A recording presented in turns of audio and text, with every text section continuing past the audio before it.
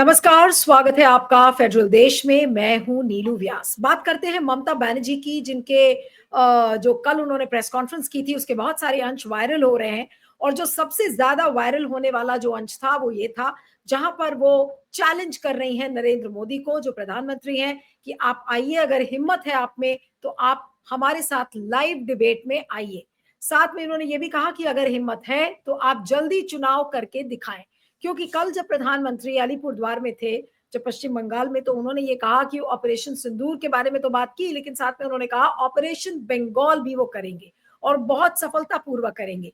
तो सवाल ये, और ममता बनर्जी इस पर गुस्सा हुई, गुस्सा इन द सेंस कि उन्होंने उसका जवाब इस तरीके से दिया। और लेकिन सवाल ये उठता है कि अगर आज चुनाव पश्चिम बंगाल में हो जाते हैं तो तृणमूल और बीजेपी दोनों किस जगह पर आज खड़े हुए हैं। और दूसरा ये कि ऑपरेशन सिंदूर के बाद क्या ममता बनर्जी के लिए नैरेटिव खड़ा करना क्या मुश्किल होगा।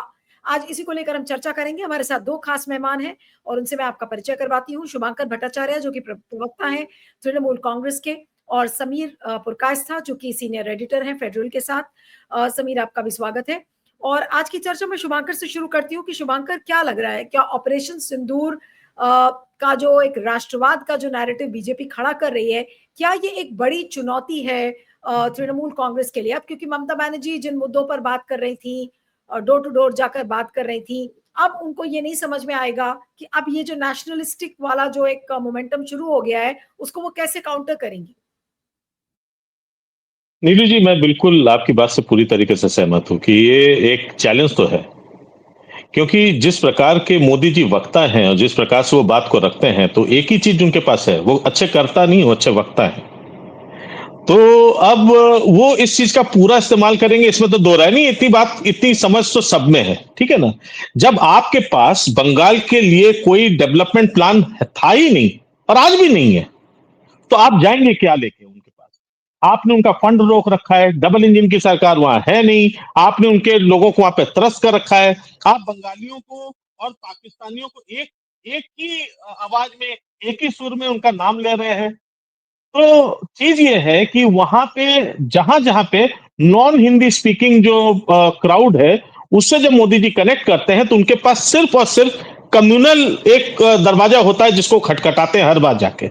और ये बंगाल में पहले ट्राई कर चुके हैं, 2019 में ट्राई किया, 2024 में ट्राई किया। क्या आप भूल चुके हैं? मुझे याद है, एक रविंद्रनाथ टैगोर जाया करते थे बीच बीच में बंगाल, जाके वहां पे जाते थे, गोल चश्मा और यहाँ तक की दाढ़ी थी। फिर 2019 जब वो हारे तो वो दाढ़ी छोटी होगी, वापस आ गए, अपने शेप में आ गया। तो ये सारी चीजें हुई। आपने इमोशनली क्या चीज नहीं खटखटाया? कितने सारे नैरेटिव जोड़े गए, 2 मई दीदी गई, फला ढिमका, कितनी चीजें आई। जो 2 मई आएगा दीदी अकेली रह जाएंगी, कितनी चीजें Modi ji as a prime minister आके बोलते थे। हमसे जो है उस पार्टी के इतने नेता हमारे साथ जुड़े हुए हैं, वो हमारे साथ टच में है, ये बोल के क्या करते थे कि हम तोड़ रहे हैं, हम ये सब। तो वहां का जो पॉलिटिक्स बंगाल का रहा, वो बहुत पॉजिटिवली कभी नहीं लड़ा गया। बीजेपी ने इस पूरे खेल को जो पूरा जो चेंज किया, जब उन्होंने पॉलिटिक्स को, वहां के पॉलिटिक्स को कम्युनिस्ट से उठाया, तो एक बात वो समझ चुके थे। अब उनके पास कम्युनिस्ट की तरह वो यूनियन और इधर का लड़ाई उनके पास तो थी नहीं। अब उनके पास बचा क्या था? उनके पास वही पुराना जो है, जो उनका जो पत्ता उनका हर जगह चलता आया है, वो ट्रम्प कार्ड हर जगह उन्होंने फेंका। गुजरात में फेंका, काम आया। यूपी में फेंका, काम आया।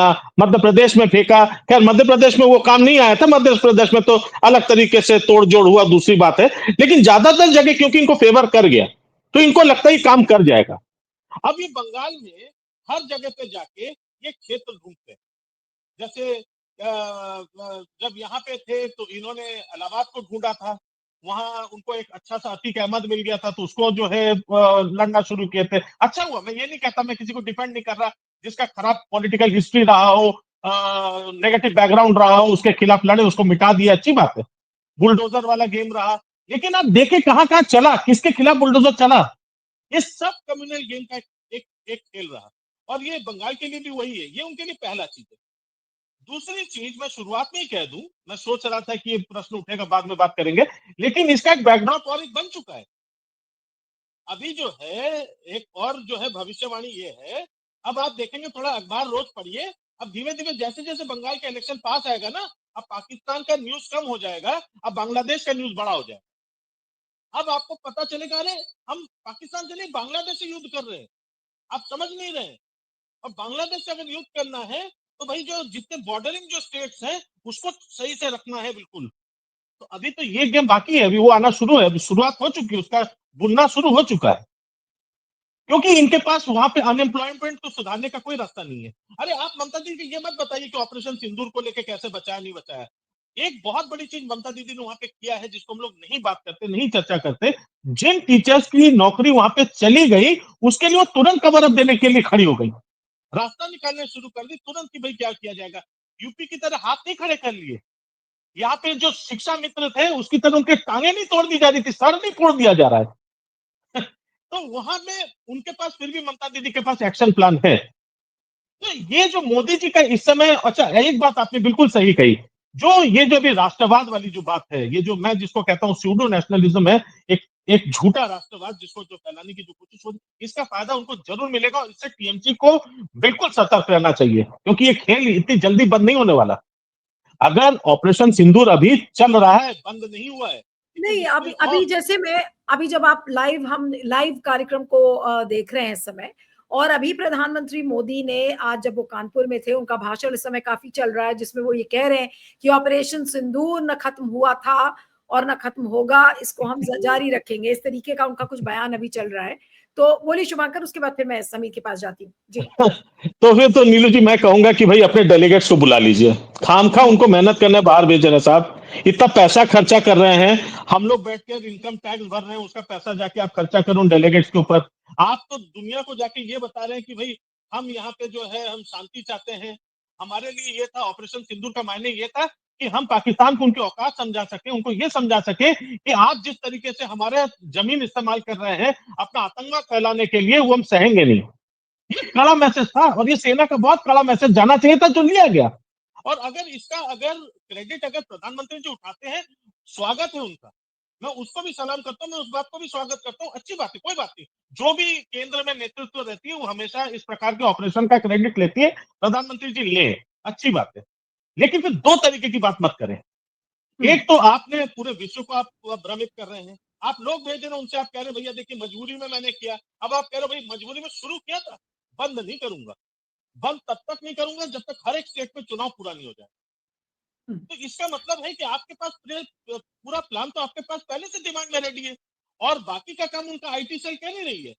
देखिए ऑपरेशन सिंदूर का मोटा मोटी जो मेन मुद्दा था वो ऑपरेशन सिंदूर ने सेना ने बात पहुंचा दी। नहीं, अब मैं ऑपरेशन सिंदूर एग्जैक्टली जो जारी रखे हुए हाँ, हैं वो बीजेपी के आईटी सेल जारी रखे हुए हैं और वो जारी रखेगी। नहीं, मोदी जी लेकिन का अब कहना आप, ये। हाँ, मैं समीर के पास आती हूँ कि प्रधानमंत्री मोदी ने, जो मैं इसको देख रही हूँ, उन्होंने ये कहा है कि the enemy has seen the power of operation Sindoor, they should understand that this is just one arrow in a quiver. और जो हमारी आतंकवाद के खिलाफ जो लड़ाई है वो ना तो रुकी थी और ना रुकेगी। तो इसका मतलब ये है कि आने वाले दिनों में ऑपरेशन सिंदूर को और बढ़ा चढ़ाकर बताया जाएगा।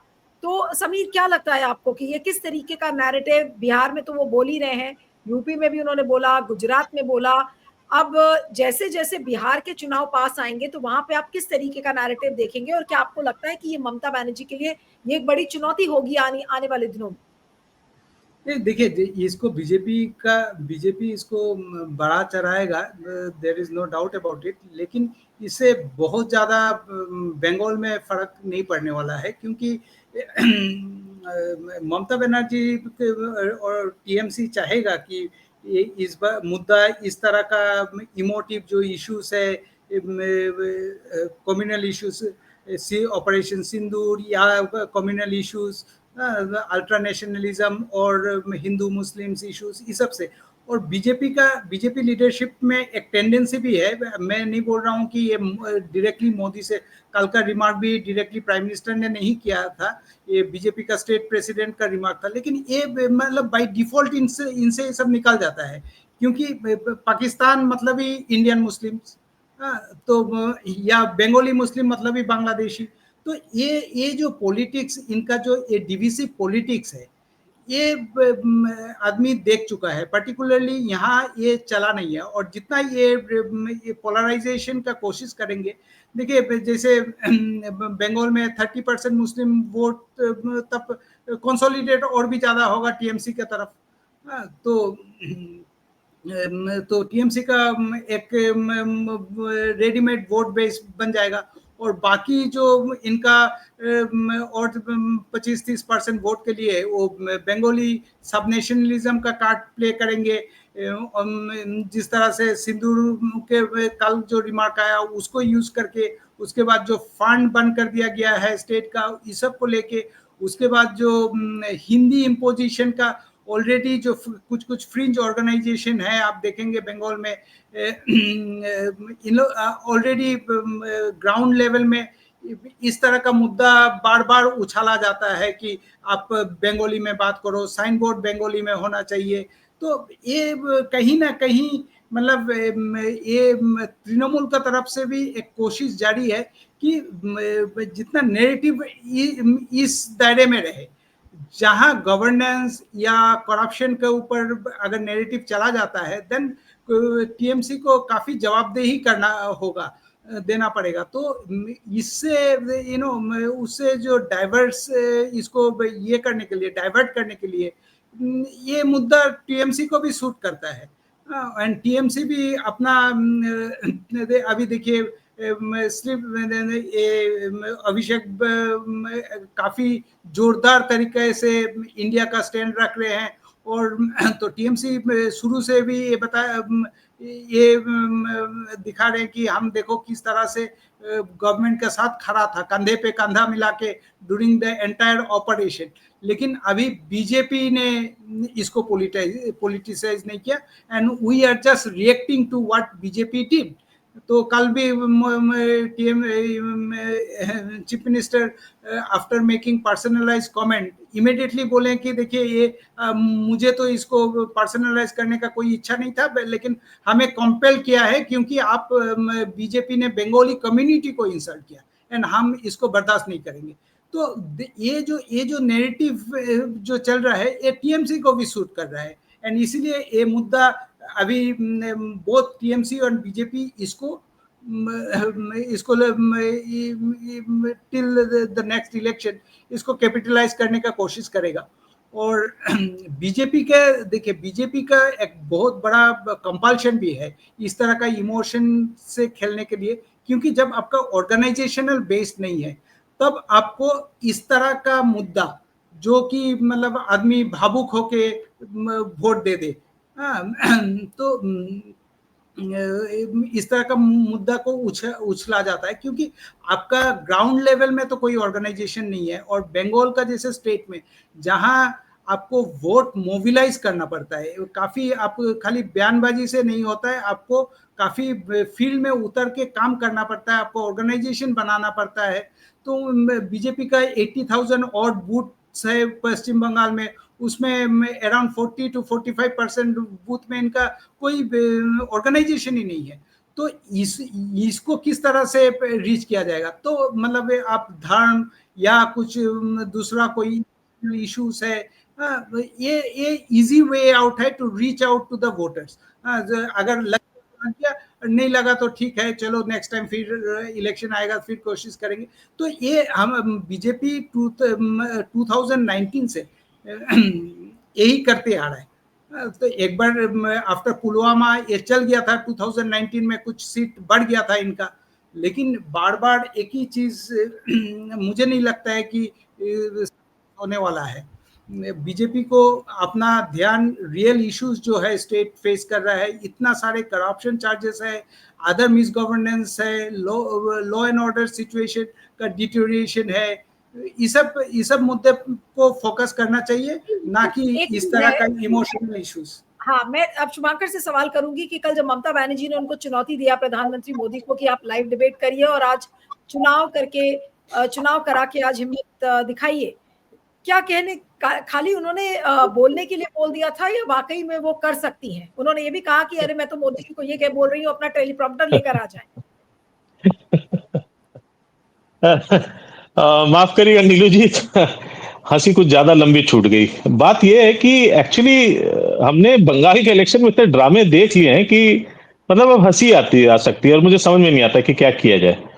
होता ही है, देखिए आज के दिन में एक आम बंगाली जो है, मैं मोटा मोटी बात कह रहा हूं, एक आम बंगाली जो है वो दुर्गा दुर्गा जी का भक्त होता है। हम लोग के यहाँ दुर्गा पूजा बहुत मतलब बहुत बड़े तरीके से मनाया जाता है। ऐसा नहीं कि हमारे में दूसरे जो पूजा है वो नहीं होती है, वो भी सब कुछ होती है, लेकिन दुर्गा पूजा का जो महत्व है वो अलग रहता है। लेकिन सोचिए कि किस प्रकार का एक ब्रेन वॉश या किस प्रकार का पॉलिटिक्स खेलने की कोशिश की गई, जहां दिलीप घोष जैसे लोग वो जाके कह रहे हैं कि दुर्गा माँ आई कहां से, ये दुर्गा जी आई कहां से।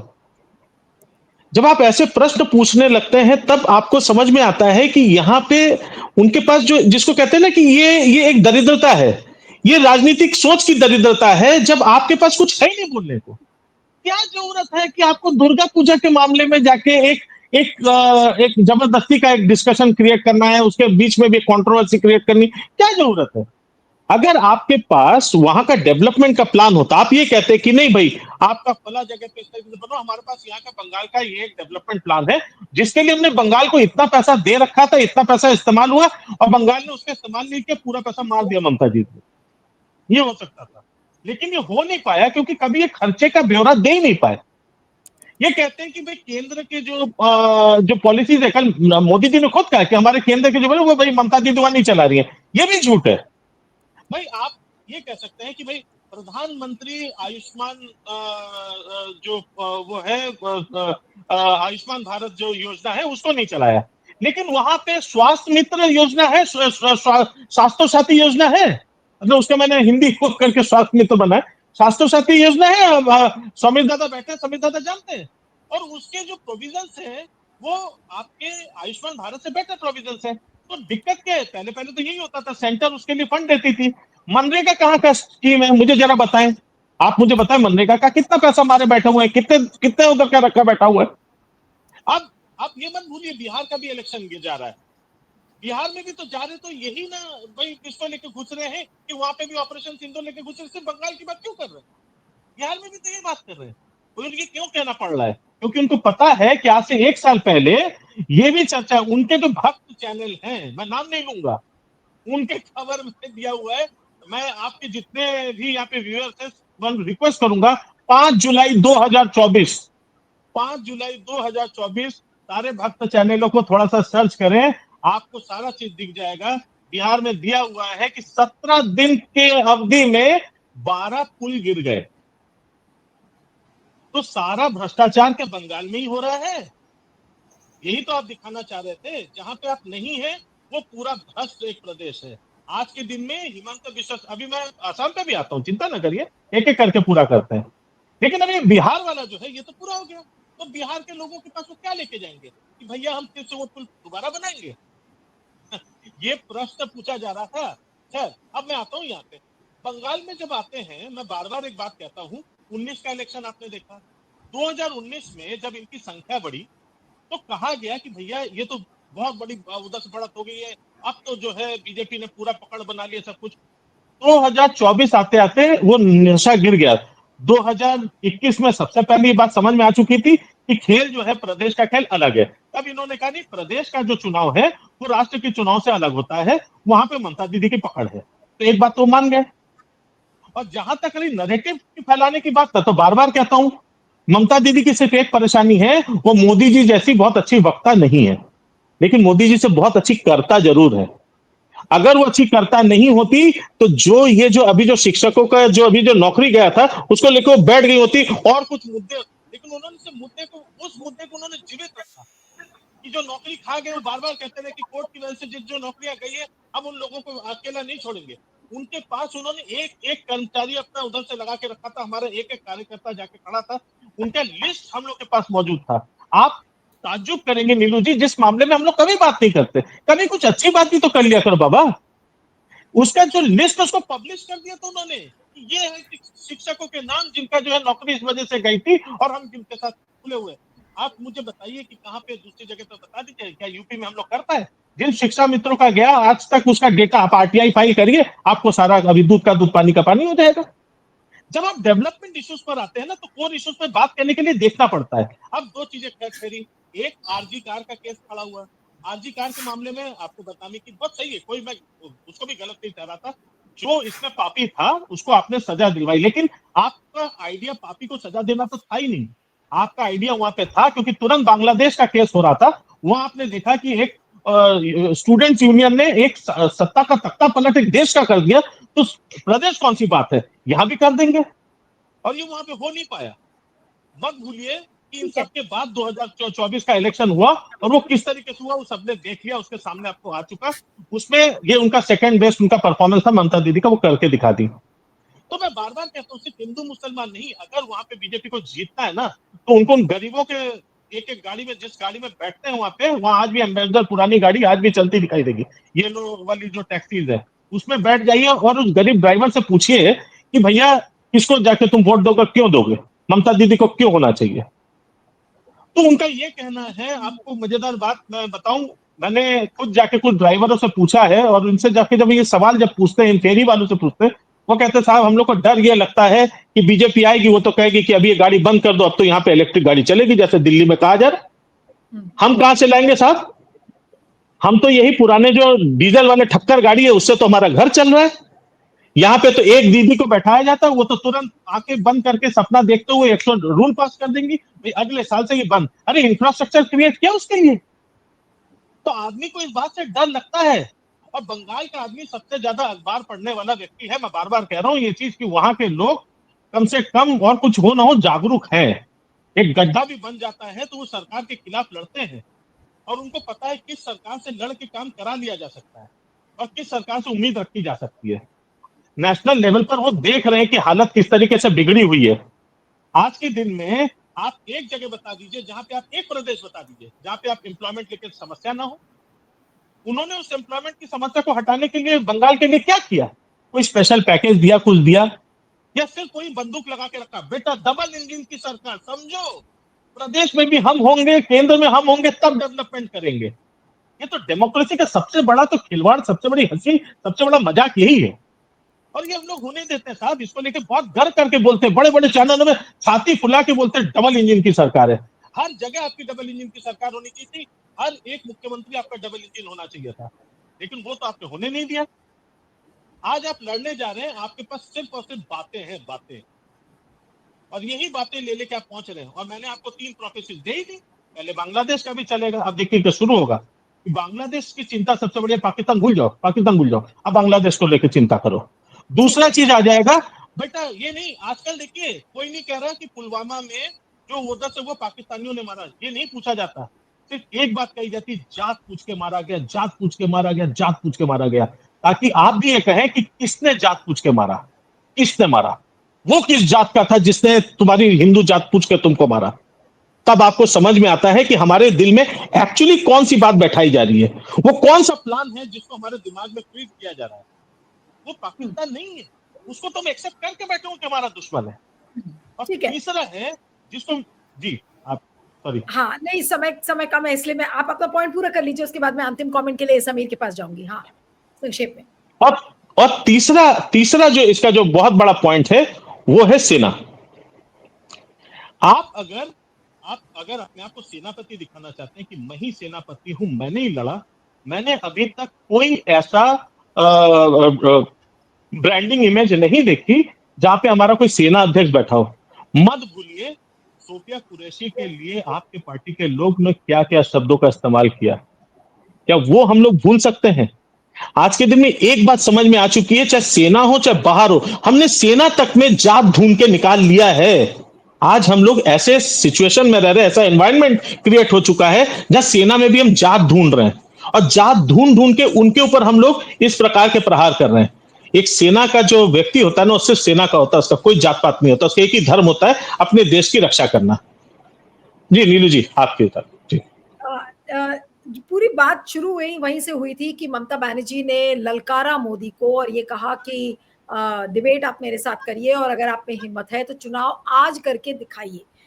समीर, आपको क्या लगता है? अंत में यही पूछूंगी, कई लोग ये भी कह रहे हैं कि अरे ये तो फिक्स मैच है, इस तरीके की भी बातें आती हैं, ये नूरा कुश्ती है एक तरीके से, और मोदी जी कुछ कह के चले जाते हैं, ममता बनर्जी कुछ कहती हैं, लेकिन कुछ होना हवाना नहीं है, इस तरीके की भी बात आती है।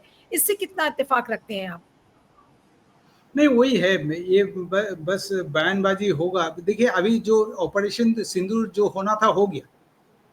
तो इससे इससे अभी क्या है, अभी जो कोशिश किया जा रहा है कि हम इसका क्रेडिट किसको मिले, ओपोजिशन को मिले या रूलिंग पार्टी को मिले। तो इस बार ओपोजिशन भी तो सरकार के साथ ही खड़ा था। ये तो एक कलेक्टिव, ये जो नेशन का एक कलेक्टिव सक्सेस था। लेकिन इस कलेक्टिव सक्सेस को आज जो एप्रोप्रिएशन का कोशिश किया जा रहा है, तो इसका अगेंस्ट में अभी अगर आप पॉलिटिसाइज कर दिए हैं तो दूसरा ये जाहिर सी बात है कि ऑपोजिशन भी इसका फायदा लेगा और आपका जो नैरेटिव में जो जो ये है खामियां है वो आपको दिखाएगा। अभी आपको भी तो जब इस पूरे मुद्दे को पॉलिटिसाइज किया गया है तो आईना तो दिखाया जाएगा। और अभी अब देखिए, अगर ये इलेक्शन का मुद्दा बनता है तो बहुत सारा क्वेश्चन जो अभी आदमी का जिहान में है बट खुल के रख नहीं पा रहा है, क्योंकि आपको इमीडिएटली ब्रांडेड किया जाएगा एंटी नेशनल बोल के। तो इस तरह का मुद्दा अभी आने वाला है, जो क्या मजबूरी था जो आप एब्रप्टली सीज फायर डिक्लेयर किया है। तो इस तरह का बातें आएगा। थोड़ा दिन पहले एक सीनियर मिनिस्टर ने खुद एडमिट कर रहे हैं कि भाई टेररिस्ट लोग फिर से आ गया है। तो अगर तो एंड कल आप देखे होंगे जो एक लश्कर तैयबा का लीडर का स्पीच। तो मतलब अभी जो ये जो इकोसिस्टम था, टेररिज्म का इकोसिस्टम और टेररिज्म का जो घर था, वो तो अभी भी मतलब कितना उसको उसमें कितना चोट पहुंचाया गया। तो इस तरह का सवाल आएगा अभी, जितना ज्यादा पॉलिटिसाइज किया जाएगा। अगर बीजेपी सोचता है कि वो अकेला मतलब ये कोई वॉकओवर मिल जाएगा इस मुद्दे में, तो ममता बनर्जी, पहले भी मैंने बोला है कि Mamata Banerjee is always at her best जब वो अटैकिंग मोड में रहती है। और ममता बनर्जी इतना इजीली बीजेपी को जायगा छोड़ने वाली नहीं है। सो अगर बीजेपी इस मुद्दे को उछालते हैं तो टीएमसी भी इसको जोर कदम से ही उछालेगा। एंड कल टीएमसी का सीएम का जो स्पीच था उसे ये क्लियर है कि इवन अगर ये है जरूरत पड़े तो टीएमसी लक्ष्मण रेखा भी क्रॉस करेगा। और जो कल प्राइम मिनिस्टर को पर्सनल अटैक करके इसका अंदाजा दे दिया। और ममता बनर्जी और एक बात कल के प्रेस कॉन्फ्रेंस में एक सिग्निफिकेंट बात बताई है। आपको लगता है कि मोदी जी एक सिग्निफिकेंट बात थी जो मेरा मुंह मत खुलाइए, और भी बहुत कुछ है मैं बोल सकती हूँ। तो it was a clear indication जो आप अगर इससे ज्यादा पॉलिटिसाइज करोगे तो हम भी इससे और भी इसको आपको जवाब देंगे। नहीं, एक आपने अच्छी बात कही थी, इसीलिए मैं आपको रोक के पूछना चाह रही थी, बस इसके बाद कार्यक्रम खत्म करूंगी कि जो ममता ने कहा कि और भी है बहुत सारी चीजें, तो उन्होंने क्या एक लक्ष्मण रेखा ड्रॉ कर दी मोदी जी के लिए कि अगर आप इसके बियॉन्ड जाएंगे तो फिर जाहिर सी बात है कि उनकी पर्सनल लाइफ के बारे में भी उछाला जाएगा। और क्योंकि यहाँ सिंदूर के साथ इस तरीके का खिलवाड़ हो रहा है तो ये तो बहुत नेचुरल सी बात है कि उनकी जो पर्सनल लाइफ है, उनके वाइफ के बारे में बहुत सारी बातें आएंगी जो पब्लिक में लोग पब्लिक डिस्कोर्स में नहीं करते। हमें और आपको भी लिहाज होता है कि भाई हम पर्सनल लाइफ किसी की क्यों लाएं, क्योंकि वो ठीक बात नहीं है। लेकिन अब अगर इतना ज्यादा पॉलिटिसाइजेशन हो जाएगा तो क्या हम पश्चिम बंगाल के चुनाव में क्या मोदी जी की पर्सनल लाइफ भी बिल्कुल स्प्लिट अप होते हुए देखेंगे पॉलिटिकल पार्टीज के द्वारा? देखिए, ये जो सिंदूर जो है आपको मालूम होगा, जो दुर्गा पूजा का जो लास्ट दिन होता है दशहरा का दिन में, ये सिंदूर खेल एक बहुत बड़ा ट्रेडिशन है। हाँ, तो सिंदूर एक काफी इमोशनल एंड पर्सनल चीज है। तो इसको लेके जिस तरह का खिलवाड़ किया जा रहा है, पॉलिटिकल स्लोगन बनाया जा रहा है, फिल्मी डायलॉग दिया जा रहा है, this is not going very, मतलब आदमी को ये अच्छा नहीं लग रहा है। चुनाव में खेला होबे जो टैगलाइन था टीएमसी के कैंपेन का, अब इस बार क्या सिंदूर खेला ना हो जाए? सिंदूर वही आज आपको आज चुचुड़ा में बीजेपी वर्कर्स को जब पुलिस ने ये धरना में बैठे थे और जब पुलिस उनको वहां से एविक्ट करने का कोशिश किया तो इन्होंने पुलिस को ही सिंदूर डाल दिया। तो ये जो सिंदूर को लेके जो एक सिंदूर का जो ग्रेविटी है उसको जिस तरह से इन्होंने इसको तो ये मतलब मुझे तो लगता है ये बैकफायर होने वाला है। ओके और सबसे मजे की बात यह है कि जिसके खिलाफ ऑपरेशन सिंदूर किया जा रहा है उस देश को सिंदूर का मतलब ही नहीं पता है। उनको इसका महत्व ही नहीं पता है, हम लोग जहाँ पे इस्तेमाल कर रहे हैं। जी नहीं, वो तो समझ में आता है कि आप डोमेस्टिक ऑडियंस के लिए आपने इस तरीके का नाम रखा, क्योंकि उन भावनाओं को आपको सेंटिमेंट एक कल्टीवेट करना था। चलिए देखेंगे, पश्चिम बंगाल का चुनाव बहुत रोचक होने वाला है। और जो समीर ने बताया कि बताइए जरा, सिंदूर से खिलवाड़ होने लगा है, पुलिस वालों के ऊपर भी सिंदूर छिड़का जा रहा है, तो अब आगे आने वाले दिनों में क्या क्या बंगाल में देखने को मिलेगा ये पता नहीं है। आप दोनों का बहुत बहुत शुक्रिया, Shubhankar, Sameer, thank you so much for joining.